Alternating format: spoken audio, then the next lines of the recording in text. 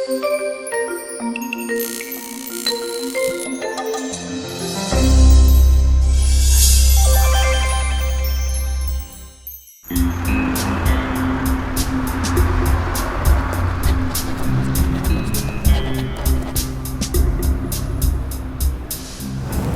corner of Wick Avenue and Commerce Street is relatively quiet today.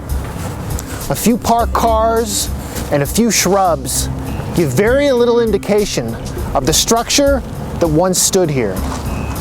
But during the height of the Roaring '20s, as downtown Youngstown reached its peak, the Keith Albee Theater, better known as the Palace, opened to capacity crowds.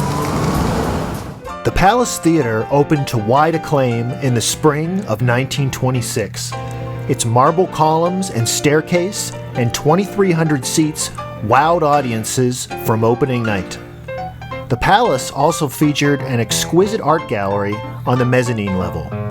Tickets on opening night went for 35 cents for the balcony, 50 cents for the mezzanine, 75 cents for the orchestra, and $1 for intimate loge seating. The Palace initially featured vaudeville performances. The finest acts played on the theater's massive stage, the largest ever built in the Mahoning Valley.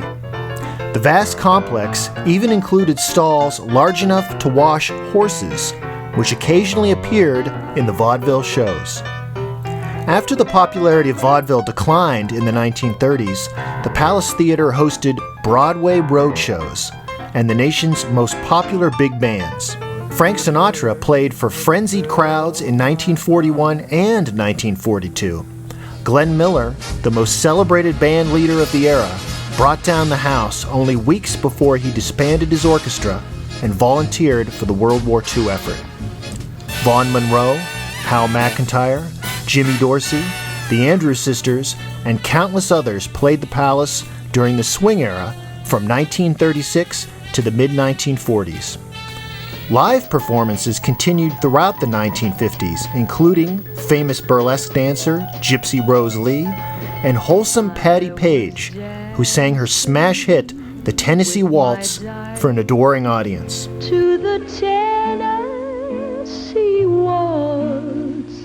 Hip, hip, hip, hip. Oh! Squash brain, you, what are you doing? Take a duty. I'll pick at you in a minute. Go on, get going. Go ahead. The Three Stooges had locals rolling in the aisles, and the Broadway touring shows continued. South Pacific, The Country Girl, Guys and Dolls, they all played at the Palace. In 1961, William Castle's classic schlock horror film, Homicidal, made its world premiere at the Palace in Youngstown. Excitement at Youngstown, Ohio. Swarms of customers descend on the box office of the Palace Theater as cash registers ring up record grosses. Homicidal's mixture of suspense plus showmanship add up to a picture with money written all over it. William Castle passes out certificates redeemable during a fright break for those too scared to see the suspenseful climax of Homicidal. I think it was much better than Psycho. I saw it. My husband did. Right, I agree. Mr. Castle, I'd like to congratulate you on a fine piece of production. I think Alfred Hitchcock is going to have to go a long way to try and top something like this. Well, thank you very much. That's very nice of you to say. The Psycho-inspired picture and its gimmicky fright break brought national attention to the theater. An unfortunate series of events led to the untimely closure of the Palace and ultimately its demolition in 1966.